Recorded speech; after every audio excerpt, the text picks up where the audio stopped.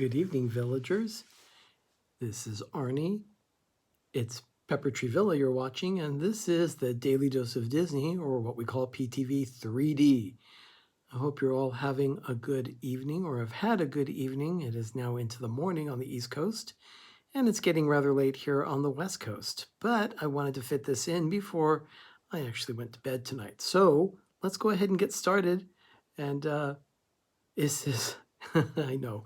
I realize it's pretty late, but everyone, hey, Ben, thank you for being here. Jeff, thanks for joining. Good to have you. Hope you're all having a good night. It is our dream, Jeff. Also, thank you. Thank you for being here. And Rachel, happy belated birthday, Rachel. I know you share your birthday with Walt Disney, but thank you for joining. Good to have you here. It is December 6th. It is 19 days until Christmas. And it's time for your daily dose of Disney. Now, this is December 6th. In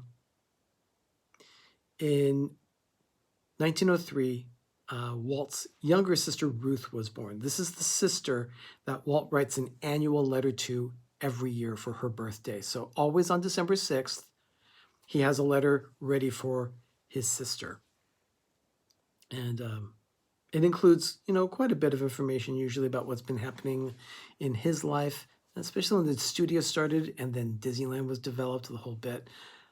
Oh my goodness, there's so many people already joining. Leanne, thank you for being here. Stacy Rogers. Oh my goodness, Stacy. I am so glad to hear you're okay. So sorry about your car, but I certainly hope all will be fine. Let's see, I also have... Oh, here's some information. 1922, December 6th, 1922. Laugh-O-Grams. Walt had that first company called Laugh-O-Grams that he did. And of course, they had the Alice comedies that he did. He got $500 from selling these particular shorts. One was called Cinderella, another was called Tommy Tucker's Tooth. And he made that for a specific dentist in Kansas City. But he made $500 from those, and the money that he earned from those shorts will be enabled him to begin his work on the Alice comedies that came later. And then there was, in 1937, this was an interesting story. I had not heard this before, mainly because I thought the movie Snow White and the Seven Dwarfs premiered on December 21st and was only shown on that time. However, the film actually had a preview on December 6th in 1937, 2 weeks before the premiere. Here's an interesting story. Let me read this to you. Now, these are people from the studio. Oh, yeah, thank you, Stacy, for clarifying that. I'm also very thankful you're safe. That's very good. On this day, a preview took place in Pomona, California for Snow White and the Seven Dwarfs, just a random theater. Hello, Destinations Chronicles. Thanks for being here. So they had a preview, which I didn't know about. Can only watch, can't hear, hubby's sleeping, can't find earbuds. Oh no, Leanne. Well, there's always the replay. So they had a preview, and the audience was really enjoying it. They had a great time. They were laughing, clapping about it. But about 3/4 of the way through, about 1/3 of the audience got up and walked out. No explanation. They had no idea what was going on. But everyone else that was there stayed. But that third of the audience got up and walked out.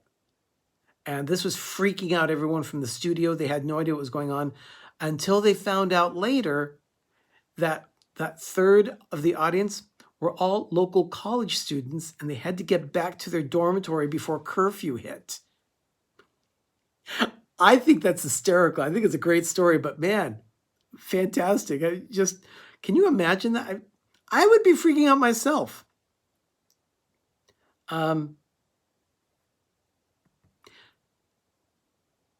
1961, Walt wrote his annual letter to his sister where he's talking about the revamp of Disneyland, including various things like New Orleans Square that was coming, the Swiss Family Treehouse that was coming, so forth. Then 1966, of course, Walt passed away. It's very sad. And that's about all I want to say about that. It was a very sad occasion in 1966. The world mourned his loss. That's probably an understatement. But, you know, Destinations Chronicles, I am with you. I miss the Swiss Family Treehouse as well. Of course, it's still in Florida at Magic Kingdom. Pam's fam, thank you for being here. Anyway, I wanted to explain that we're a little late tonight. Doug and I had an event tonight that we had to attend. We were kind of like helping a fundraiser at a school. It was a holiday boutique, so we sold jam that we make. And we just had a great time with a lot of the people that were there. So it was a lot of fun. Sold some jam to people, and they loved it. So we're very happy with that. And a lot of people took cards for Pepper Tree Villa, so we might have a few new villagers out of it. We'll see what happens. By the way, encourage your friends to subscribe. That'd be awesome to have as many people as possible become part of the village. Let's jump forward to 1984. On this day, in 1984, oh, those poppin' lids. Yes, Pearl. Yes, the poppin' lids, definitely. On this day in Disney history, 1984, the first video under the Walt Disney Classics Collection brand name arrived in stores. And it wasn't anything like Snow White or Cinderella or Sleeping Beauty. Not even Pinocchio. The first film was Robin Hood. Oh my goodness. Richard, the Orlando guy, thanks for joining. Good to have you here. People in the stream, if you've not yet subscribed to the Orlando guy, take a look at his channel. He's got some great stuff. I mean, I'm very impressed with the quality of his production values. So it's great stuff. Good to have you here, Richard. Thank you. On this day in 1990, Euro Disney, they had a preview center. It opened on this day, welcomed the first guests so that people could see what the concept drawings were like and scale models. And they had a small store. They even had a movie theater. They had a food facility so that people could eat. Interesting. I didn't think it was that well. Captain Akron, I didn't see you join in. Thank you for being here. I can't believe there are 12 people. It's so late, and yet there's still 13 people here in the room tonight. Thank you so much. Thank you for being here. Appreciate it. So that was in 1990. In 2005, this is an ongoing collection of things. This is the 5th year that they've done this. Walt Disney Treasures. There are special tins that were done, 2 DVD sets. Various things were released in the years, but in this particular year, they released 4 different series of DVDs. One was the Chronological Donald, Volume 2, because they had done Volume 1 prior. So I believe all the Donald Duck cartoons are out on DVD. And then The Adventures of Spin and Marty. It was the first season. During the first season of the Mickey Mouse Club, they had a series called Spin and Marty. And they had that we are fine. Oh yeah, thank you, Stacy. The Adventures of Spin and Marty. And then they also had Disney Rarities. It celebrated shorts like Walt Disney's Alice Comedies and other things like that. And then they also had El Fago Baca and the Swamp Fox, legendary heroes. I've never seen El Fago Baca, but the Swamp Fox, that starred Leslie Nielsen. They were both part of the Disneyland television show in the 50s. So the quality was there. Walt always believed in doing the highest quality possible, even for his television shows. So he was a step above everyone else around him. On this day in 2006, at this time, Arnold Schwarzenegger was the governor. Oh, Noah, hello there, how you doing? Governor Schwarzenegger and First Lady Maria Shriver inducted Walt Disney into the California Hall of Fame. So that was on this day in 2006. And then in 2012, a couple things happened. One, December 6, 2012, Walt Disney World marked officially the grand opening of the new Fantasyland. It was on this day that they finally, I guess, dedicated the whole thing. It was the largest expansion in the park's history up to that point, 41 years. They expanded Fantasyland from 10 acres to 21 acres, so that's significant. And it included Little Mermaid, Enchanted Tales of Belle. They doubled the size of Dumbo by putting on a second spinner. Casey Jr. Splash and Soak Station. And then it also had Be Our Guest as well. And the Storybook Circus, which had been there already, but had been there a while, a few months, but it was all part of the new Fantasyland. So, and then, of course, there were still additions to come, but it was a pretty big expansion at that point. Yeah, Ben, it was big. And then over at Epcot, on this day, Test Track 2.0 opened in 2012.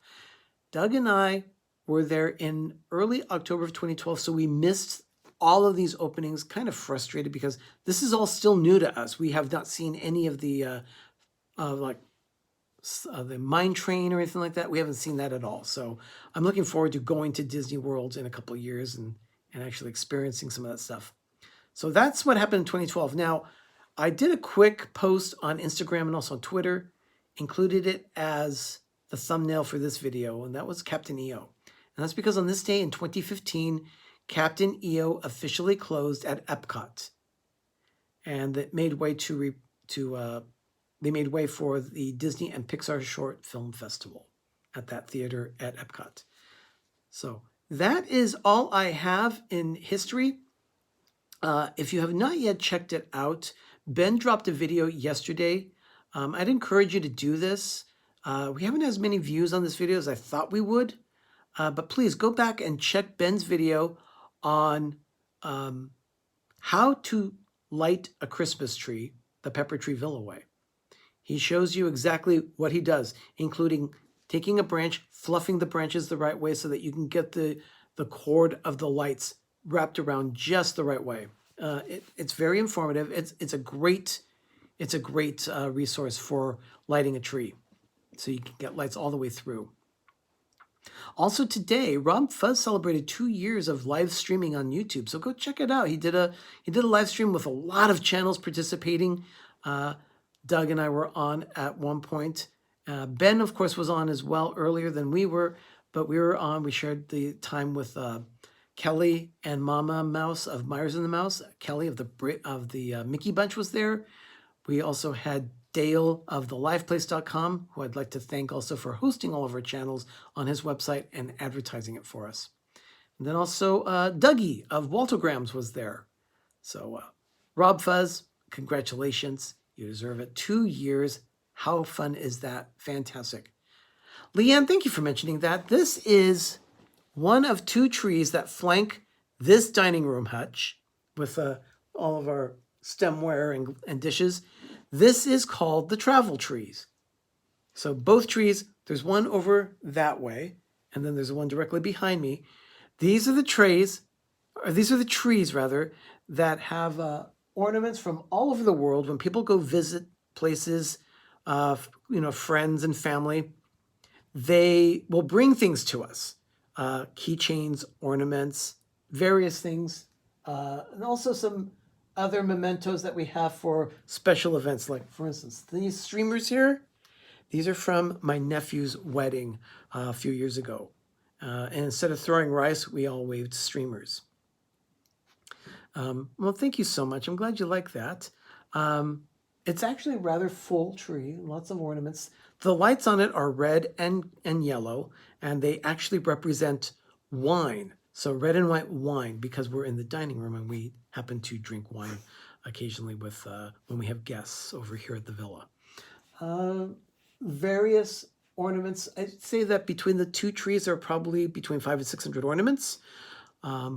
Everything ranging from tiny keychains to what you see here is a bottle strap that we picked up at the various theme parks at Disneyland and Walt Disney World. I would take them apart and then we use them as a garland. Ben does a beautiful job of streaming them on the tree for us. So we appreciate his help so much. I even have a name tag in there from a local sandwich shop called Togo's.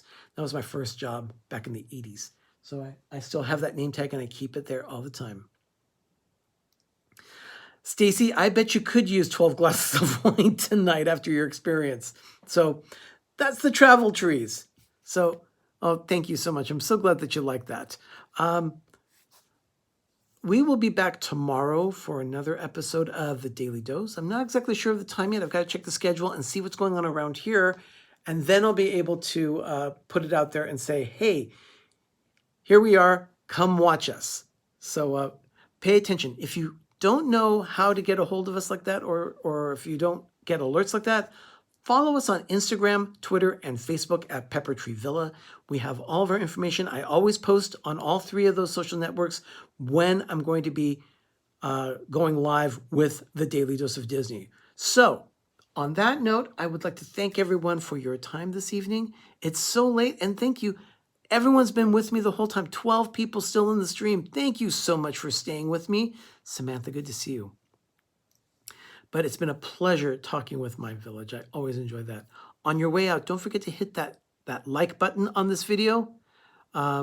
Stacy, Doug, and I still have to see Frozen 2 too, so maybe we might be able to. So yeah, again, hit that like button on the way out.